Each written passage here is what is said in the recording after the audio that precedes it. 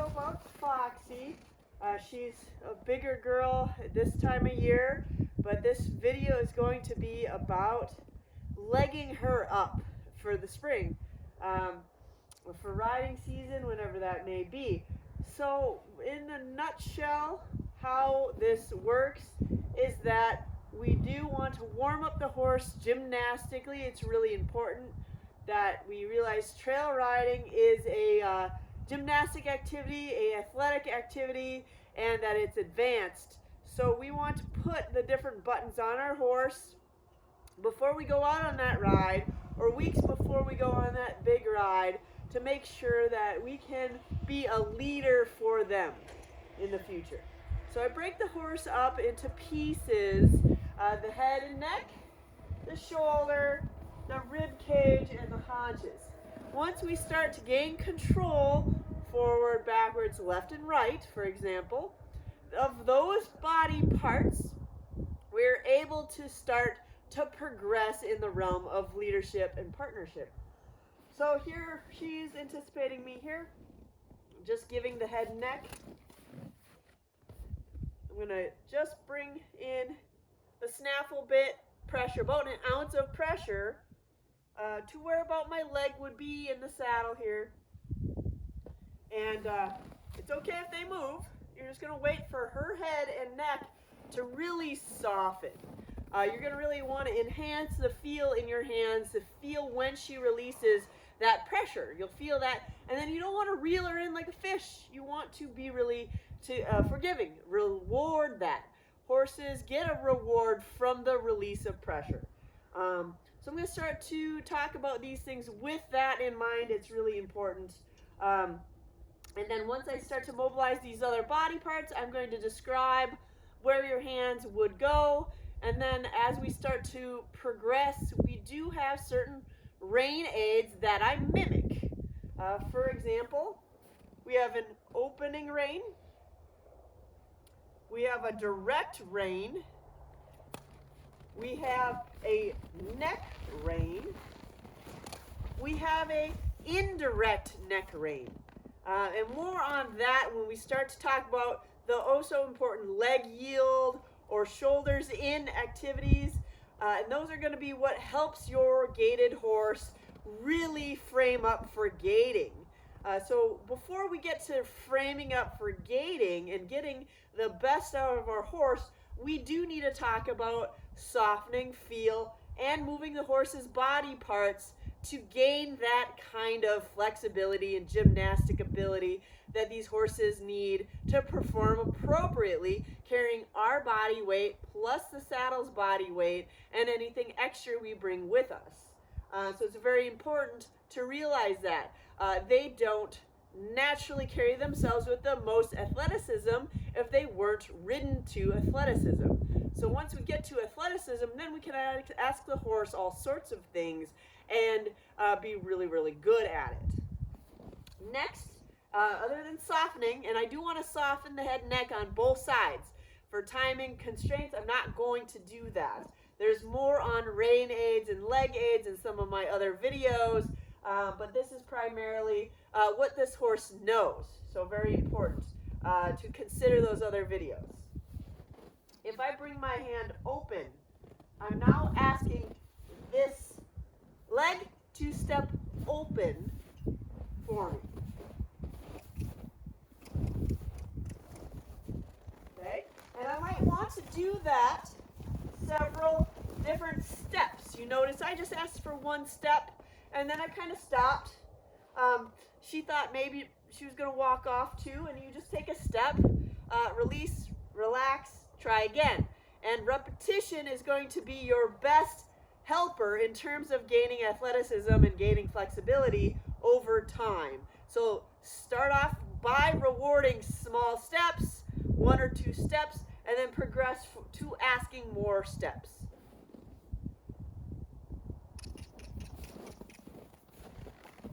Okay, that was very good. I can enhance that by standing right here on the side of this horse. I can enhance moving the shoulder over by not only asking an opening rein on the ground, here, but also a neck rein here. There we go, very nice. So I'm effectively training the horse, prepping the horse to know what my aids are going to be in the saddle. So more on what the direct rein does. When we sit on top of the horse and just pulls 2 reins straight back, that is a direct rein. And here I can ask all 4 feet to move backward, and I'm putting very soft pressure on both sides of the snaffle bit with my hands. It's very important to realize that the eyes and your breath and your energy do take part into these exercises. The more energized you are, the faster the horse is going to want to move. If you're a very energetic person, a very fast-moving person, the horse is naturally going to want to move fast. But if you are a relaxed horseman, a very patient horseman, the horse is going to mimic that. So again, I'm going to work these things until I feel like the horse has been worked 3 or more times in succession with good results. I'm going to end on the best possible result. So I got the head, neck, the shoulder, and now I'm going to move to the hind quarter. This is where I'm going to take up 1 rein, bring it to where my leg would be in the saddle. My eyes and my belly button are pushing, are pointed at the haunches, asking for the haunches to move over, called the disengagement of the haunches. That tells the horse a lot of really important things. Tells them that we have control over their biggest asset, pun intended. That asset is what causes them to run away from predators. So the fact that we are gaining control of that is really important to them. We might not realize how important it is, but it's an important aspect to them that we have that under control and that we can move it forwards, backwards, left, and right. So again, my rein comes in as if I'm here in the saddle. My belly button and eyes look across the haunch. I want the shoulder to be mostly stationary. And I want her to cross over with that inside hind across to really relax those muscles, really engage and loosen as they cross over like this. If they're taking steps side by side, they're not really engaging their lower lumbar, and that we need to really loosen that lower lumbar if the horse is fresh. What happens when the horse is fresh? They may feel that tightness. When we ask for the canter, we might feel them tighten and buck. So the really easiest thing that we can do as a rider to prevent any anxiety in the horse, tightening muscles in the horse, is to loosen and relax the lumbar span by disengaging the haunches. Okay, so I've gone through head and neck, shoulder, haunches. The last thing that I consider getting the horse to do is a short lunge. I don't try to lunge for exhaustion. I lunge for control and body position. So I'm going to send her around.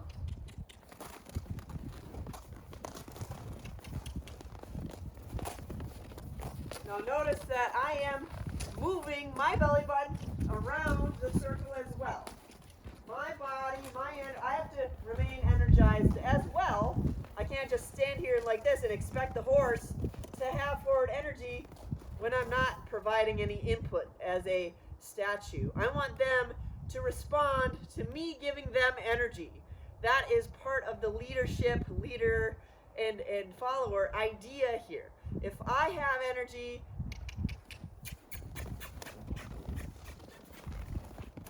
and I go, and I breathe in, they're going to have energy. I'm not going to work too much in this round pen here because it is icy. But this is what I mean. I'm adding a little bit extra movement with my hand. I'm adding extra movement with my hand here, just like if I were to have a crop or a lunge whip. But I don't need that. I don't even need to touch a horse to add energy to the equation. A crutch would be thwapping a rope or thwapping a lunge whip the whole time. That gets into the territory of begging your horse to do something, and that's not what we want. We want to be able to provide an ask signal, a tell signal, and a command signal, so they learn to rely on the ask signal alone.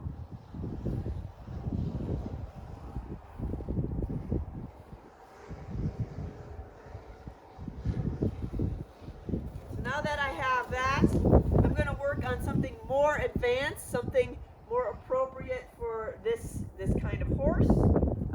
So what we're going to do is something taught by Jennifer Bauer and Larry Weitzel, which is starting the shoulder in.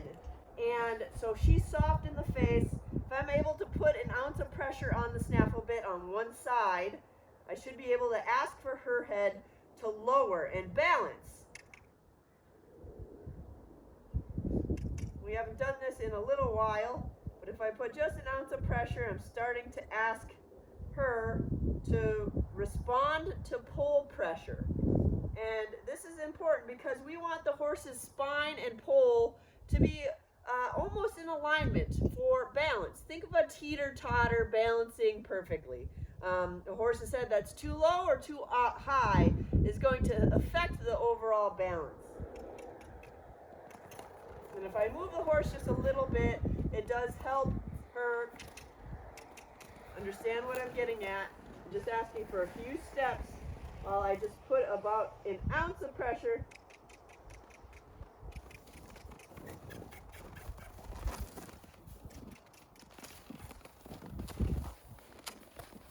Okay, she is giving to this pressure in this kind of conformation. Hope you can see that. So she is coming down into the bridle. And this will be a lot easier to do just over time, getting her to soften. Also asking for a little bit of the forwardness here. So what I don't have is a crop, but a crop is going to be a good tool. So crop, a rope, anything is going to be a good tool to ask for your horse to now engage. And to engage the horse, I'm going to need this something that just is a little bit of an extension of my hand. So when I ask, I'm going to ask just with a little bit of down pressure. You can see my hand, palm facing up, fingers facing up. That I'm going to put about an ounce of pressure here on one side of the snaffle bit. If I ask for her where my leg would be at position 2, I'm going to ask for her to take just a little bit of a step. And if she lowers in my hand, I'm going to give her a little release. And I'm going to consistently kind of apply that rhythm. You can see that she's sending that haunch out just a little bit on my mini circle here. Well, you could really see it there. So we are now engaging the whole body in a shoulder in. The haunch is over here, and the shoulders are closer to me. And the horse is really starting to round the top line. So once we get that nice and flexible, it's going to really start to enhance gait. So at the walk, it's important just to do this at a walk. And just to take your time with it, you can see that I'm stopping every couple of steps. Really, when she starts to take a nice strong step, she remains soft in the hand here. Each time that I'm kind of creating a little bit of a walking rhythm with my hand, just to keep that energy going. Because it can be bogged down a little bit if you're not energetic enough. And always go back to softening. If you ever felt like you're putting too much on the bridle, you can always go back to softening them laterally, just asking the horse to be softer in the bridle. And that's what I'm doing here. Okay, after that, It's another technique taught by Larry Weitzel and Jennifer Bauer, where I'm putting the side reins on the horse. And side reins are really great, again, to start to teach a gaited horse how to round the top and from pole straight. We want them eventually to have their pole in alignment with their wither, maybe slightly above, and have a nice engagement to this haunch. We were just showing the haunches how they're supposed to work. We want this inside hind leg to reach up underneath the belly. And to teach that, and sometimes we can use a little bit of help to help the horse realize what we need. And that's okay. These aren't meant to force the horse in place. They're actually put on really, really loose. And the horse shouldn't feel it unless they're moving forward and they're really pushing. It's like when a horse searches for the bit in your hands. These are essentially the softest and most consistent pair of hands. We're always gathering up, loosening them up, maybe not timing it right, and that can hurt the horse's perception of what we're trying to do. So I'm going to make sure that these are just enough so that when she starts moving forward, she would start to engage that pressure. Might take a couple tries, but that's our goal, and we don't want them tied down right away.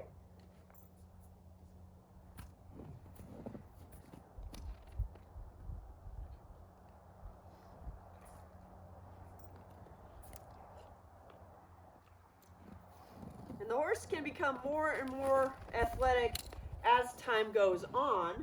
But there we go. We got just kind of a nice soft feel there. When she starts to turn, she might feel like backing up. And a lot of them do that. A lot of them can do that. But that's okay. Now from here, I need a lunge width, a lunge line. I should mention that this horse has been trained on these things already. So this is like a warm-up. This is like a retrain. This is like what I would be telling her to advance her over the summertime or as I'm legging her up. But on a horse that had not been trained on this, I would have some steps in between before I got to this point. A horse doesn't always accept the kind of new pressure that this might offer them. So we have to give them intermediary steps to accept that. But the Foxy now, I'm going to stick this in a unique spot where I'm actually going to start to bend this inside rein a little more than the outside. So I'm putting the rope through the snaffle and back to the cinch. That's where I'm going to attach it.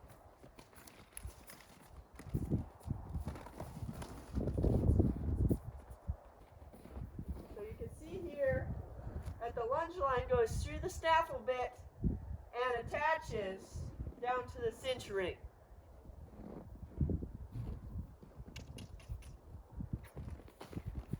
So I can start smaller, but this is a good exercise to start slow and start to walk. She's already putting her head almost where I want it to be, where I need it to be about level with her wither. And I can spiral in and out with this mechanism. Go a little longer and have her bend a little more, going a little shorter.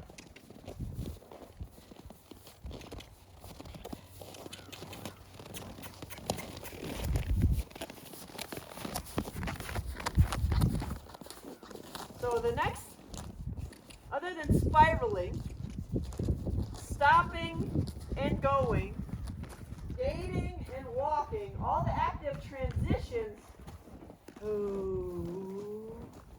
are going to be really, really good in this setup. So you can work the whoa, and what I want to see in the whoa is for her hind legs to be up under her, and we almost had a good one here. If they're going right to splayed out with their haunches, they're not rounding their back appropriately.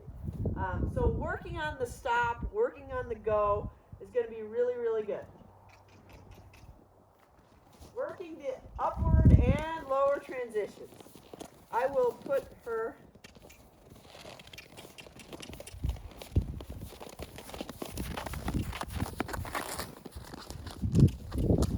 this nice rounded look to her. It's actually quite nice. I don't pull on this rope. I just want a soft feel on it, just to bend her a little bit more my direction. And yes, I don't know if you can see this, but she is wrapping her haunch underneath herself. And that's a really, really nice confirmation to see for getting started or restarted in the spring. So just like on the ground, I want the horse to be divided up into the ways that I was exercising her body parts. Head, neck, shoulder,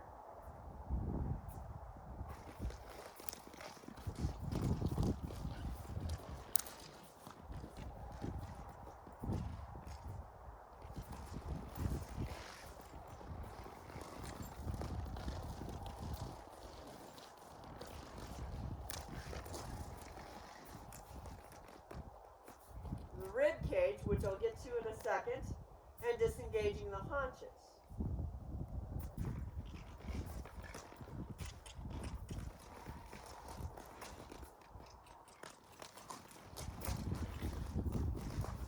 So mainly for the pressure that you're seeing for the head neck, I'm bringing my hand rather wide, letting her find that pressure all the way to just about where my stirrup is. Again, each time I give her a little release. There we go. And same thing, I bring my hand nice and wide and almost bring it to the seam of my pant leg. Bring my leg back at 2, position 2 or behind the cinch to mobilize the haunches. For the shoulder, I'm going to give her a little neck rein, a little open rein, straight out from the neck, not toward my pant leg, and my leg here at position 1 or at the cinch. And again, I would work those on both sides. For time constraints, I'm omitting it. Next, it's the rib cage, and here's going to be that simple circle. I try to put my hands in a triangle shape. 2 corners here. The top is the horse's mouth or bridle.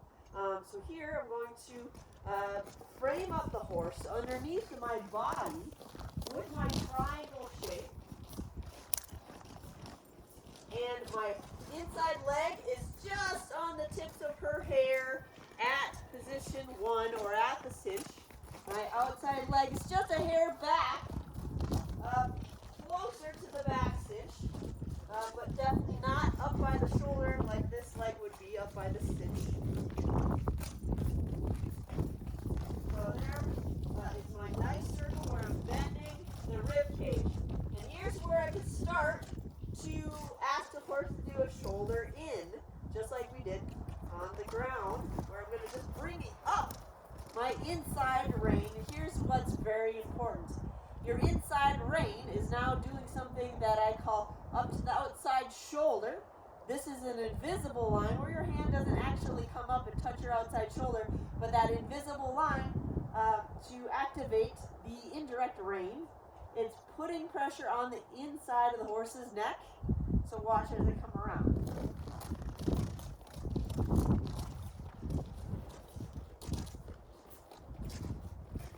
And you might notice that I help maybe with a little bit of this outside rein, and I'm pushing the haunch now. My inside leg is no longer closer to the front cinch, it's closer to the back cinch here.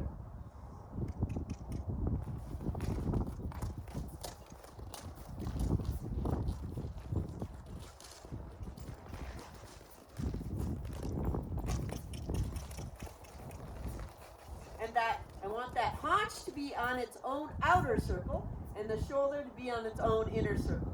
Just for a moment, and then we'll walk on. So this really starts to limber up the horse. And we start to increase the circle circumference. Then when we do that, we can still ask for that limbering. We can either limber in a shoulder leg yield.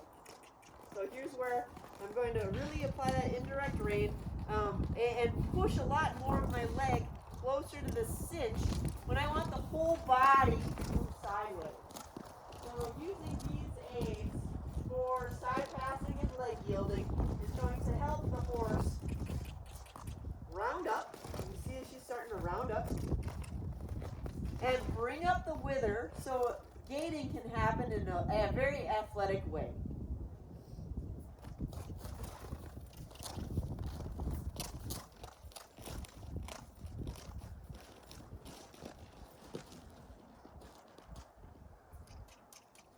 Again, a little back.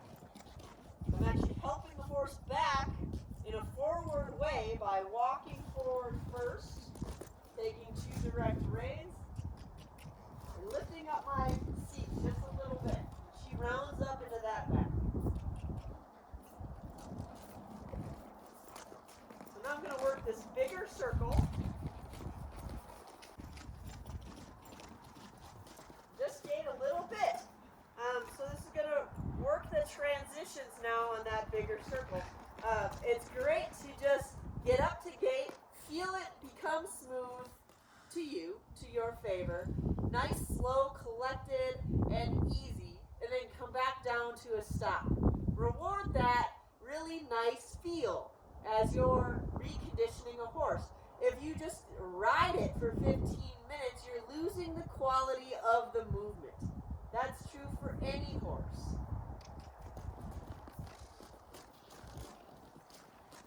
So I'm going to slowly build up that forwardness.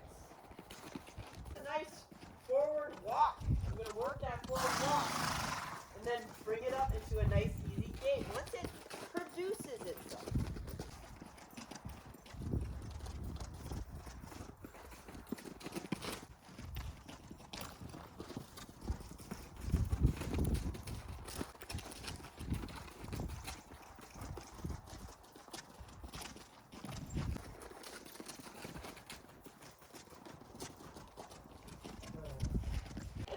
This enough that the slow work is going to make owning a gaited horse so much more beneficial to you.